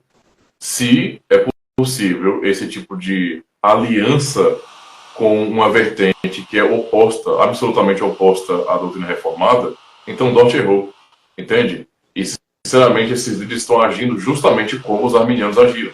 Eles são membros, pastores, de igrejas que fazem parte da tradição que chamam de reformada, mas os seus posicionamentos não são confessionais. Não são. Não estão respeitando a história dessas igrejas. Estão traindo, na verdade, isso. Infelizmente, isso é tolerado, e o resultado é que eles agem exatamente iguais. Eu fico analisando, por exemplo, esses líderes de hoje, que são famosinhos, não é? Eu fico pensando neles, por exemplo, com algumas falas, não é? Criticando os padrões de fé de sua própria igreja, num contexto como Dort, por exemplo. Eles seriam vistos como os arminianos também. Entende? Em outro cenário, quando fosse debater sobre uma outra doutrina, os caras seriam vistos assim. Porque como é que você tem as resoluções conciliares e você, pessoalmente, como um líder, diz isso aí é uma coisa antiquada, isso é uma coisa antiga, só a escritura, ainda de maneira falaciosa, usando só a escritura. Isso é uma postura arminiana. Isso é uma postura arminiana. Eles podem não ser arminianos, mas eles estão agindo exatamente como eles, tá? Apontando para a Bíblia e querendo colocar algo, as coisas da igreja, como se fosse contra a escritura sagrada. E no fim, esse ataque deles, não é, à tradição da igreja e também às confissões, basicamente, né, como tradição preservada, acaba atingindo a própria escritura. Então é uma postura covarde e, sinceramente, eu acabo enxergando esses líderes como sendo tão perigosos quanto os arminianos. É assim que eu vejo. Os arminianos pensando em Dort, tá? Lá, eu vejo o mesmo tipo de perigo. Se as igrejas que têm um nome de reformada não vigiarem com relação a isso e ficarem tolerando, não é, indivíduos que têm nome, têm fama, mas não são realmente confessionais, essas congregações, essas denominações vão sofrer como as igrejas reformadas sofreram naquele contexto. Né? Isso já não está acontecendo isso aí. Porque acontece divisão, problemas diversos por conta disso. É covardia, cara. Covardia pura. Eu não posso passar a mão na cabeça de pastor, não, tá? Uma coisa é eu pensar em membros da igreja, mas pastores, sinceramente, não dá, não, cara. Não tem negócio de ser inocente, não. Faz de propósito mesmo. Sabe uma coisa triste? Uma coisa triste é que eles ganharam credibilidade, eles ganharam fama pregando as doutrinas da graça. E agora, pois é, que eles têm fama e notoriedade, eles vão amenizar as doutrinas da graça? Olha que absurdo. Quer dizer, eles ganharam fama e notoriedade pregando as doutrinas da graça. Agora eles amenizam as doutrinas da graça? É um absurdo completo. Há um tempo atrás, eu fui pessoalmente numa igreja que tem aqui próximo, uma igreja grande, transpira arminianismo. Não tem um culto lá se não faz um apelo lá no final. E o famosão foi pregar lá. E um dos pastores aí, famosão, foi pregar lá. E ele pregou, não falou nada de errado. Nada de errado. Só que no final da pregação, todo mundo aplaudiu, ninguém saiu de lá reflexivo, ninguém saiu de lá ofendido pela pregação, e a igreja continuou a mesma coisa. E ele continuou sendo convidado para voltar lá outras e outras vezes. Lamentável. Sim. Triste. Sim. Então, é diferente, por exemplo, quando a gente é convidado para pregar numa igreja que não é reformada, ou num seminário que não é reformado, e a gente causa espanto. E a gente, muitas vezes, não é reconvidado para ir lá. Então, eu sou favorável de que você é convidado, você vai pregar em qualquer lugar. O que você não pode é adequar a sua pregação ao ambiente que você está. Sim. Você não pode dar uma de Pedro, que quando estava no meio do judeu agia de um jeito, e quando estava no meio do gentio você agia de outro. Exato. Justo. Exatamente isso aí. Justo. E eu digo mais assim, por exemplo, pastor, eu pessoalmente, eu não prego em outras igrejas, certo? Se for me chamar para um evento com um tema específico, eu dou minha contribuição com relação a isso. Mas a pregação, para mim, ela é uma coisa muito séria, porque na pregação, o pastor expõe toda a sua doutrina. Se eu vou pregar num canto, numa igreja dessas aí, não é certo que haverá um reboliço, né, de escândalo, de raiva, de ódio, e nunca mais a pessoa vai querer olhar pra minha cara. Sim, mas, pastor, eu pergunto assim. Entendeu o problema? Eu fui nem aí, cara. Eu pergunto assim: você tem certeza que você quer que eu vou? Aí o cara tá pedindo pra poder uma bomba e estourar lá dentro, né? Eu vou pregar o que eu acredito, hein? Se liga, cara. Já aviso logo, então. Eu fui convidado lá por uma comissão para falar num seminário lá, e eu falei, uma conferência, daí eu perguntei assim: você tem certeza que você está convidando a mim? Você já viu as minhas pregações? Eu falei, não vi. Gosta. E nunca mais fui convidado. Eu fui. Certo. A questão é só não ser genérico, né? Não. Nada a dizer, né? Muito bem. Ó, tem uma outra pergunta boa aqui, hein? Todas as igrejas arminianas poderiam ser consideradas seitas? Principalmente as arminianas convictas, dentro daquela explicação anterior, poderiam ser chamadas de seitas? Se seita por sinônimo de heresia, se seita por sinônimo de heresia.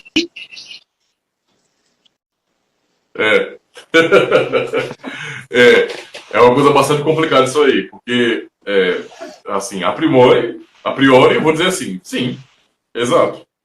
Se você está defendendo uma doutrina heterodoxa, então você está se portando como uma seita, porque você não está anunciando o evangelho, mas uma outra coisa, né? Um outro evangelho aí, uma coisa que deve ser anátema. Mas, no geral, é uma coisa bastante complexa, né? E essa complexidade toda é culpa do pessoal reformado, sabe? Reformado da Shopee, né? Esses aí são culpados porque são coniventes com esse tipo de coisa. Calvinista da Shopee. Calvinista da Shopee. Isso, calvinista da Shopee. Porque, assim, é complicado analisar isso no Brasil, você pensar em seita, porque, assim, ó, eu vou falar como eu penso em relação a isso aí. É uma divisão que eu faço no meu próprio canal com relação a isso. Geralmente o pessoal fala de evangélicos, né? Para mim não existe isso. Não existe evangélicos, não. Tá? Para mim isso sabe, é só um termo para você dar uma satisfação a censos, a pesquisas. Não existe evangélico para mim. Cada denominação evangélica tem a sua doutrina, tem o seu credo, e é diferente da outra, muitas vezes. Não é? Existe uma cultura evangelical, isso existe.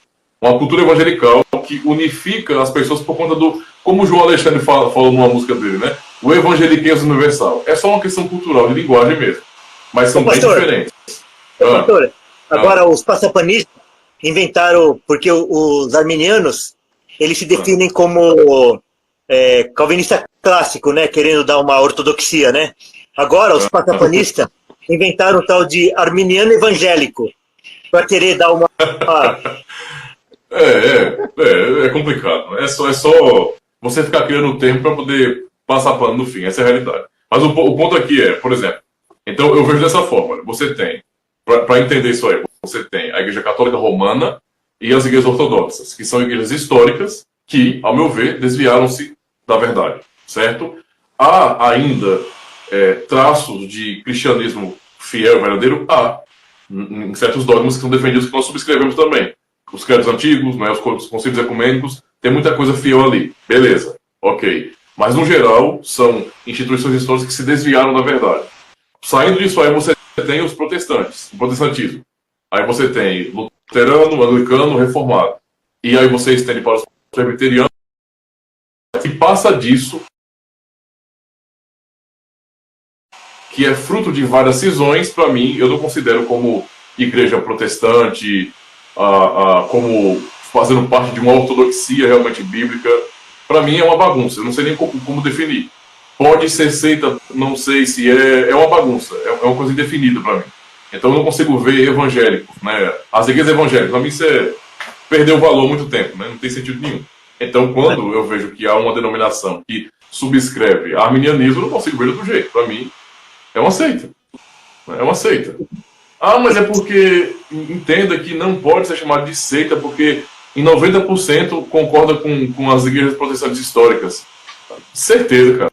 Porque o fato de haver uma mudança, né, em relação à compreensão da salvação, essa mudança para mim é cabal, é absoluta.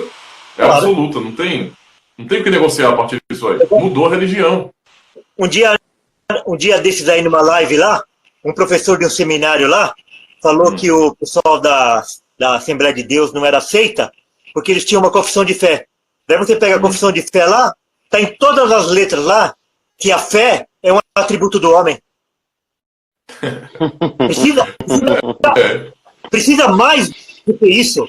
Precisa mais do que isso para você dizer que é uma seita. Pois é, cara, pois é. É complicado. Sério? O pior é isso, pastor. Os caras ficam falando que uma seita são esses grupos, as instituições que negam doutrinas básicas, essenciais, como, por exemplo, a doutrina da Trindade, não é? A questão de Cristo ser Deus, homem. Tá certo, isso são doutrinas essenciais. Mas a doutrina da salvação não é essencial, porque essa é a consequência disso aí. Pastor Ademir, quando você nega um atributo básico a respeito de Deus ou de Cristo, você também não está negando a Trindade, embora você use o termo? Quer dizer, você fala que você acredita na Trindade, mas de fato você não acredita. Você é um ateu funcional. Você é um idólatra funcional. Porque você diz que você acredita no Pai, no Filho e no Espírito Santo, só que o Pai, o Filho e o Espírito Santo não têm os atributos que a palavra de Deus diz a respeito do Pai, do Filho e do Espírito Santo. Então o cara diz que acredita na Trindade, mas ele é um idólatra funcional porque ele acredita em outro Deus, criado à sua imagem e semelhança. Pois é. É um Deus desconstruído, né? Um Deus desconstruído. Por isso que nós somos terroristas. Pois é. Não escolhi esse nome, mas fazer o quê, né? Terroristas. O reverendo John que colocou, ele estava brincando com a gente, claro. Sim. Mas neopuritanos e outras coisas, né? Enjauladas, outras coisas que. E querem colocar a gente na jaula. Né? Não querem colocar a gente na jaula. Agora, uma coisa é querer colocar na jaula, outra coisa é colocar na jaula. Exato. Vai rolar. Na minha opinião, quem está na jaula são eles, porque eles perderam todo aquele vigor de combater. Eles estão presos ali nos seus limites. Eu vou ser bem. Vou dar uma de neopentecostal agora, tá? E espiritualizar tudo. Isso aí é falta de testosterona espiritual. Tem condições não, né? Não, desse não. Tem condições de negócio desse não, cara.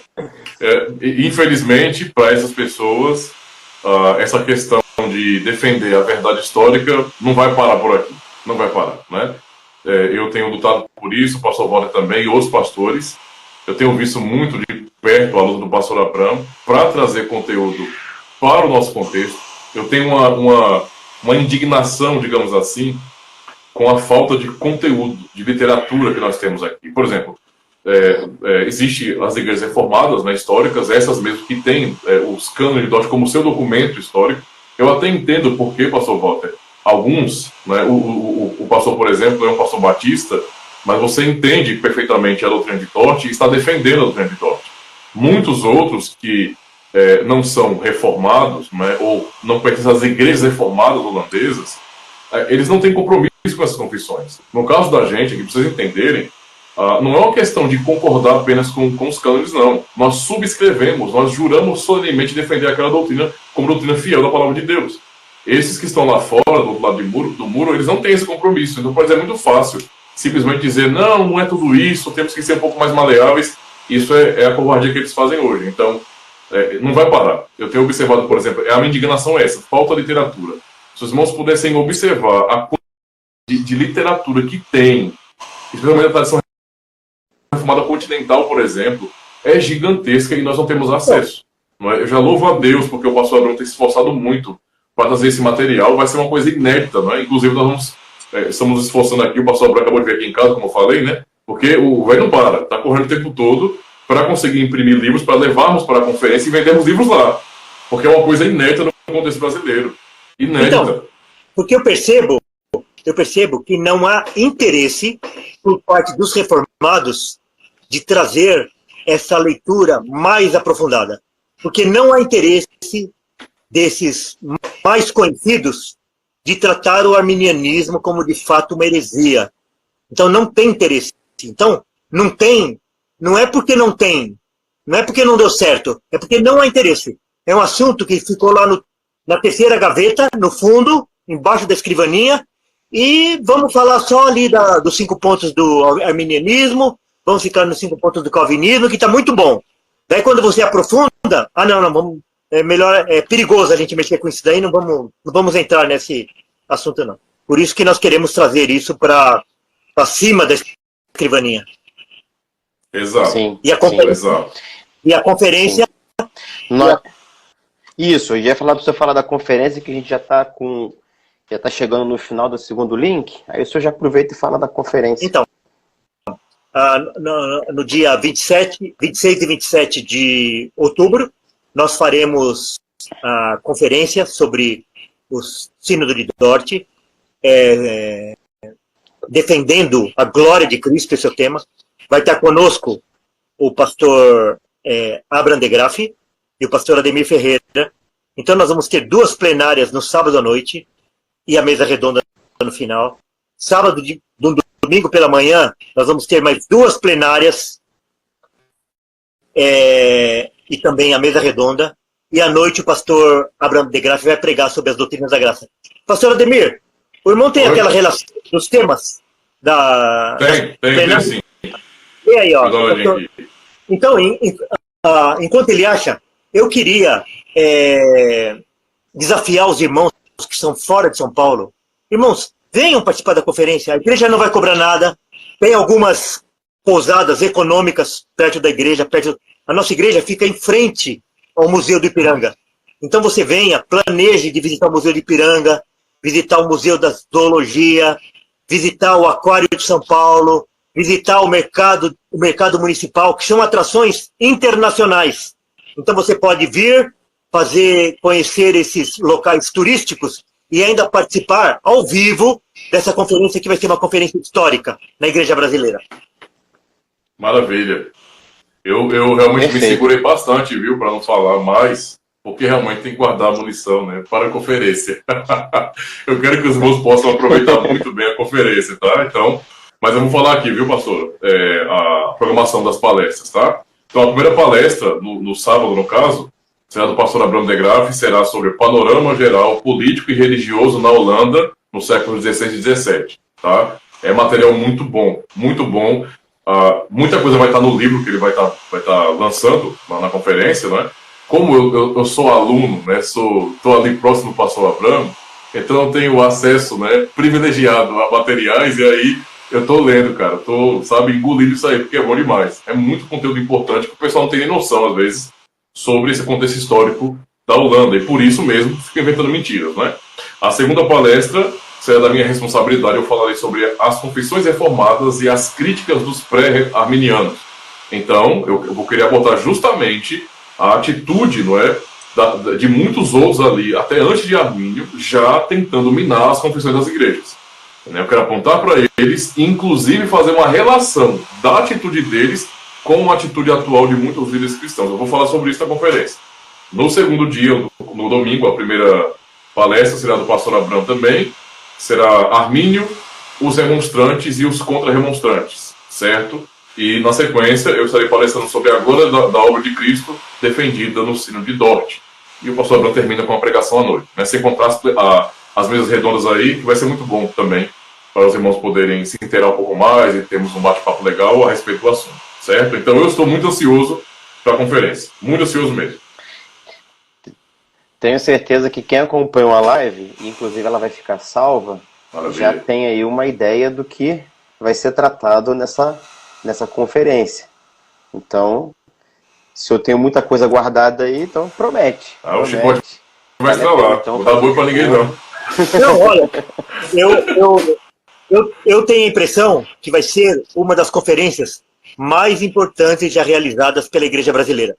Não vou dizer que é a mais importante, mas uma das mais importantes. Não é, pastor Ademir? Exatamente. Né? Exatamente, justamente porque vai fazer justiça ao sino de Dort. Tá? Isso é muito importante. Justamente para poder calar, não é, todos esses que estão por conta de covardia, não é, de politicagem no meio gospel, basicamente, negando a verdade e trazendo revisionismo. Temos que acabar com isso. E deixando claro, não é, que ou seja, a literatura será lançada e vem mais trabalho por aí. Tá? Não vai ser somente esses livros que vão ser lançados, não. Tem mais conteúdo, porque é uma produção realmente de trabalho. O meu pastor Bruno tem se esforçado muito por isso e podemos aguardar, porque eu sei que tem muitos outros que estão conhecendo o calvinismo agora e que não têm acesso à literatura. A gente não tem quase nada aqui no Brasil. Tá? É pouco conteúdo mesmo. Então, tá chegando aí, irmãos. É até um conselho que eu dou aos amados. Se interessem pela Grafa Editora, procurem apoiar, não é, editoras como essa, por exemplo, que tem realmente se esforçado para trazer conteúdo sério, de verdade, que não fica com ecumenismo, né? Valorize isso, tá? Vale a pena mesmo. Ô, pastor Ademir, eu divulguei bastante esse livro aí dos cânones de Dort. Aí, aumentou as vendas, com certeza. Você veja. A editora Cleary tem um também. Então, lançado. Muito bem. Então tá bom, pastor bom. Luciano. Foi um prazer para mim e participar dessa